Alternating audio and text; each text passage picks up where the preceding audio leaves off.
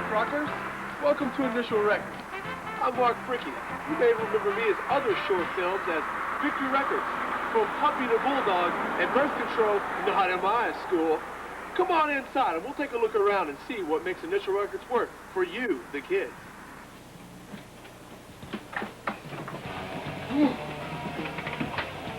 Welcome inside. It feels a lot better in here than it does out there, I must admit. Where I'm standing right now is the core of Initial Records. This is where the magic begins. What's that, Johnny? Slow down, you're going too fast. We'll get to that part later on. But right now, what we're going to do is we're going to walk through and show you the whole building, and we're going to work our way over to the west wing to go to Andy Rich's office. And you know who Andy Rich is. He's the man that made all of this possible for you and me. Come on, let's go this way, shall we? Well, come on, let's go.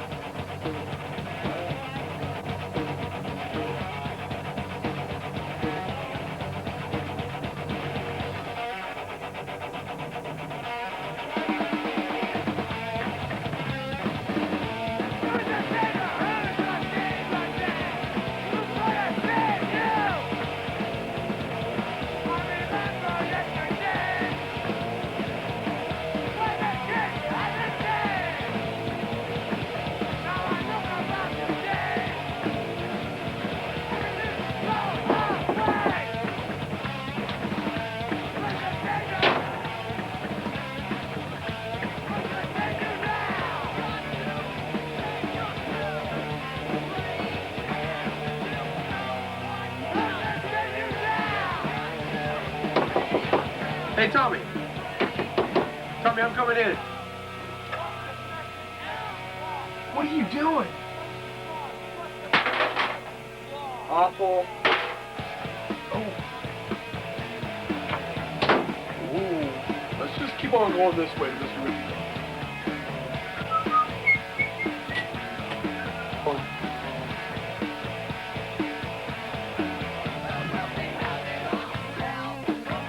All right, we've made it to Mr. Rich's office, and you will be happy to know that Andy gave his okay for a quick minute of his time for a Q&A session. And guess who's asking the questions? Not me. You are. You're going to email me in, and through electronic mail, I'm going to ask Andy your questions. Let's step on in. Andy, the camera people are here now. We're coming in, so make sure it's all right.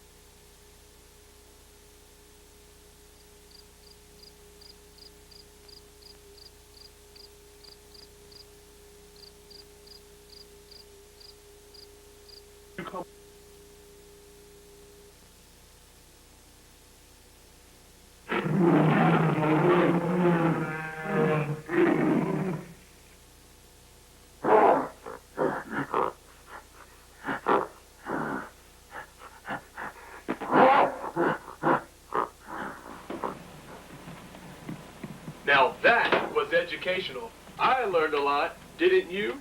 Now that we've talked to Andy Rich and learned oh so much, we're going to step over to our associate's, Tommy Brown's desk, and watch him package an order. I bet you always wondered how it got in the box when you opened it.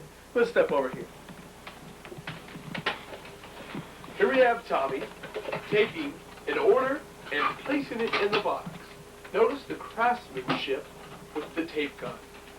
I bet Jimmy Olsen in Sioux City, South Dakota is going to be happy when he opens this one up.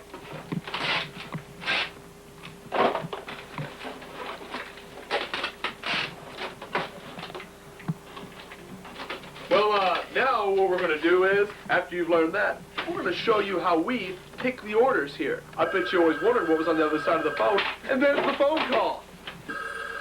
Oh, what's that? Our friend Ron here is going to sit down and he's going to take an order. I bet this girl would like to see what was happening on the other end of the phone.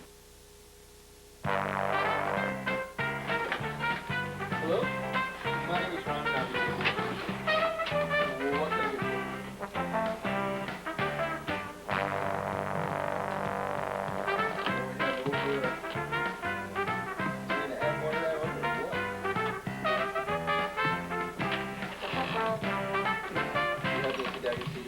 Notice the upselling techniques that are all trained.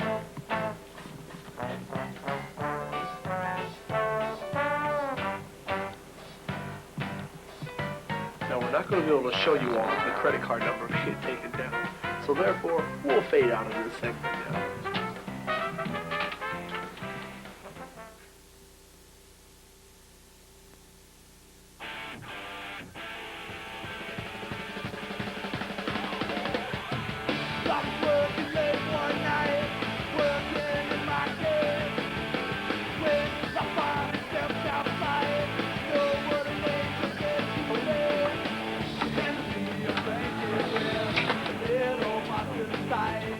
No tour would be complete without a trip to the bathroom. Hey, it's the first place you ask to see in most places. What we're going to do now is show you the process of the Party Polaroid. That's right, with every purchase of over $50, you get a Party Polaroid. And our star, Tommy Brown, doesn't grow. Here we see Tommy going through the grueling process of finding the right face. He's got a long list of 20 kids to send these photos out to. Perfection is always desired. Good work, Tommy. Keep it up. I'm trying, dude. And here we are. There's a Party Polaroid in place going on. All right, Tommy, you ready? Woo! That was All right. great! Next one. Ralph Slater. Oh, man, I got Ralph Slater. Sioux City, South Dakota. More feeling. More feeling. Come on. Yeah. All right. Next order. Ralph Stanley. Ralph Stanley. New Brunswick, New Jersey. 6850. Come on. Give it to me, baby. Give it to me. Next. Scott Vogel. Buffalo, New York. 7995. All right. Give it to me, baby. Give me some. Now, what we have for you is the actual calling of a phone order. Now you get to see what's on the other side of the phone. It's almost like we're watching the Jetsons.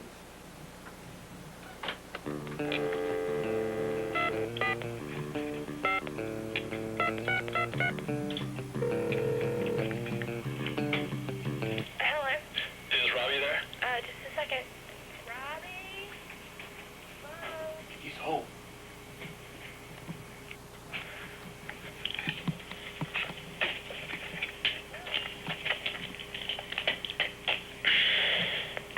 Hello? Robbie? Yeah. Hey, this is Andy from Initial Records. Yes. You just called here and placed an order? Yeah. I called to inform you that the initial hooded sweatshirt is only available in extra large, not 2X like you ordered. All I want is extra large. Oh, really? I mean, order an extra large, sorry. You meant to order an extra large, not 2X? Yeah. Well, that makes it easy for both of us, doesn't it? Alright. Hey, sorry to take up your time. That's fine. All right. Bye. Bye.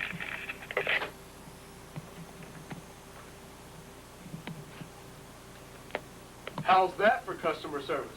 Now I'm going to call Robbie back and see how he rates Andy's service.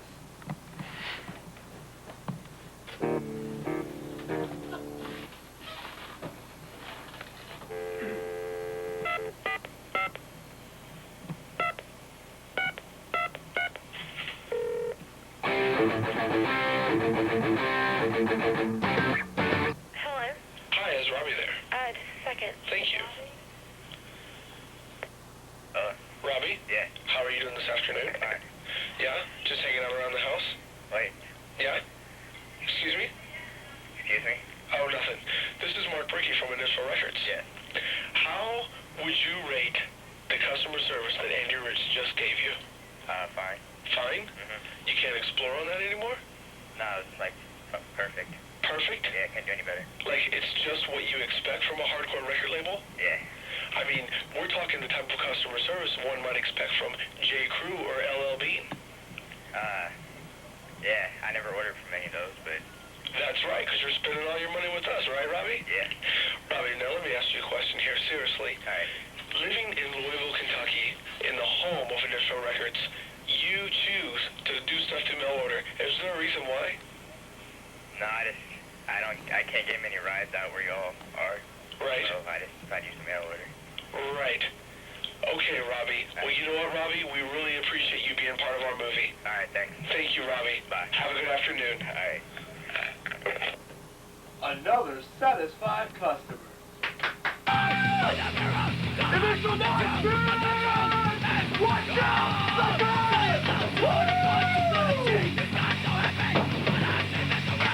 But seriously, folks, here at Initial, it's all about the kid. Well, friends, seems to be that time again. It's 6 o'clock, and you know what that means. I gotta go home to my old lady, and I don't even want to leave. Yep, when you work for Initial, every day is like a circus. And some days you're the clown, some days you're on the trapeze. But you know what? Every day, for sure, is an adventure. We appreciate you all calling up here. Taking your orders always puts a smile on our face. I hope you learned a lot about working with Initial today. And don't cry, Johnny. Your chance isn't over. Just put this tape in, rewind it, push play, and sit close to the television. And you're part of the Initial family. Well, friends, we'll see you at the hardcore shows, and we'll talk to you on our phone lines. Keep the orders coming in because we love the kids, and most of all, we love the kids' money. Have a good day.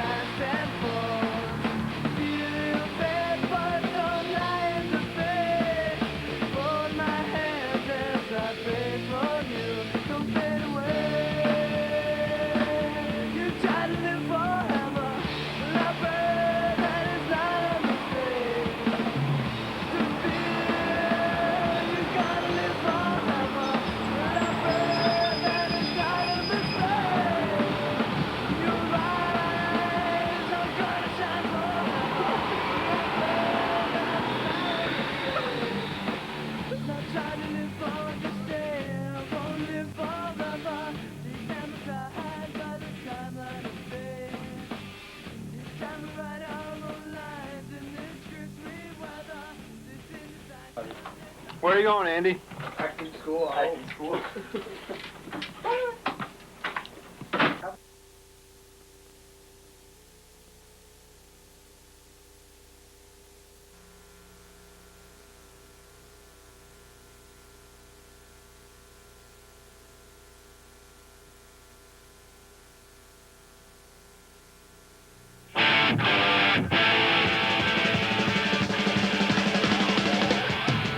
I was working late one night, working in my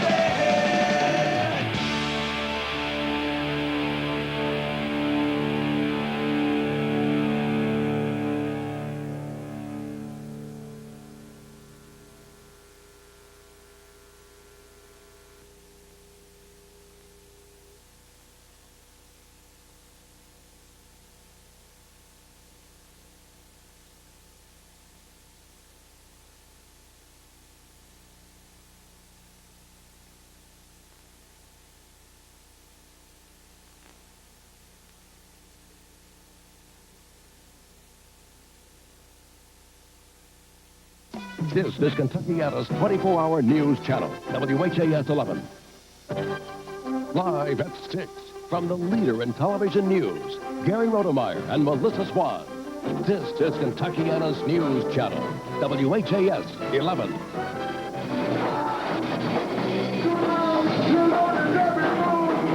The gyrations of punk rockers, just a sliver of life in the music world.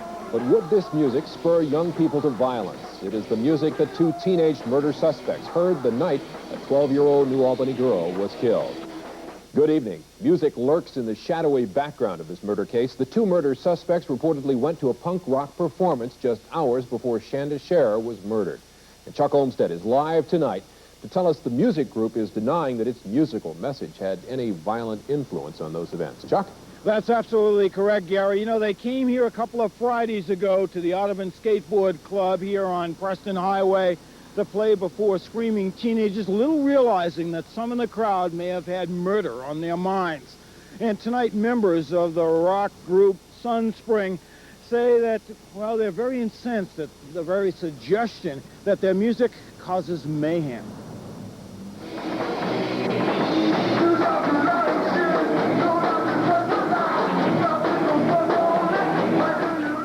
This is Sunspring performing last May at the collegiate school, but they never finished, halted minutes later because school officials feared it was getting out of hand. It's the same music, the same lyrics that murder suspects Mary Tackett and Melinda Lovelace listened to watching the group perform the night police say they would later kidnap, torture, and eventually kill Shanda Scherer. According to court transcript, the two were en route to what was referred to as a hardcore show on Preston Highway in Louisville, hardcore being a punk rock type of music group. Music that can incite to kill? Lead singer Scott Richard tonight says that's ridiculous. No, of course it didn't play a part, I don't think, because, you know, our music has nothing to do with, you know, violent feelings or anything like that. If anything, it's, you know, expression of feelings and trying to get over things and, you know, dealing with life. These words, for example, from one song, carving a hole deep past the inside of you, scraping your skin apart from my hand. How do you compare with how we used to be?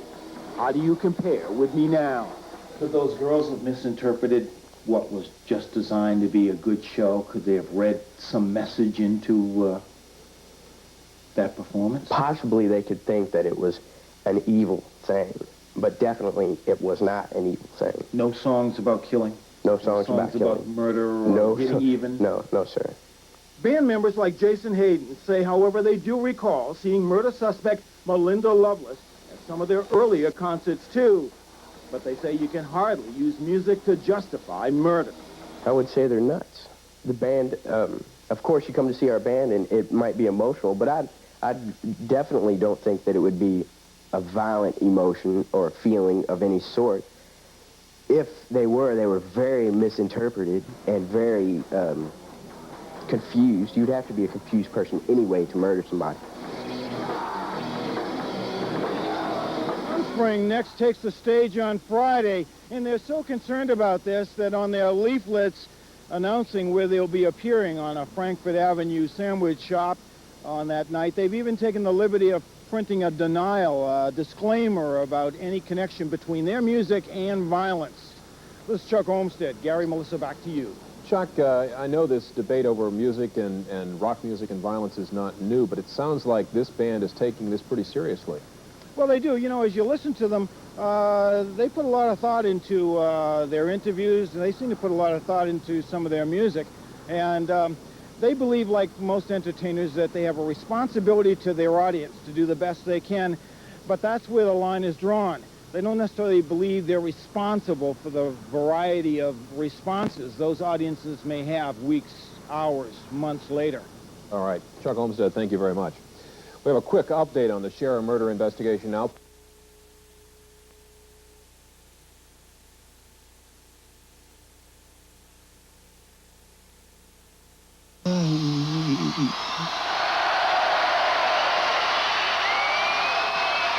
The Mission UK delivering the final video in 120 minutes tonight. Thanks again to Jimmer and Tim from the Rave Ups for stopping by, and thanks to you for tuning in. Join us again next Sunday night at 11:30 p.m., 10:30 Central. And don't forget Postmodern MTV, Monday through Thursday nights at 1 a.m. If you have any questions or comments, write to us at MTV's 120 Minutes, 1775 Broadway, New York, New York, 10019. We got a cheery little letter from Louisville, Kentucky. Kay Scott writes, "Dear Dave Kendall, please kill yourself on TV. I would definitely watch all 120 minutes of your painful death. I'm all for world peace, as long as it doesn't involve foreigners. Submit yourself as a prop for WrestleMania 7. Milk me, why don't ya?" The thing that worries me about you, Kay Scott, is not your obsession with the homicidal, homisadomasochistic, but the fact that you know how many WrestleManias there have been. But since you asked so nicely, I will kill myself. Rick, we all set for this? For 120 minutes, I'm Dave Kendall. I will see you later next Sunday night at 11:30 p.m. Till then...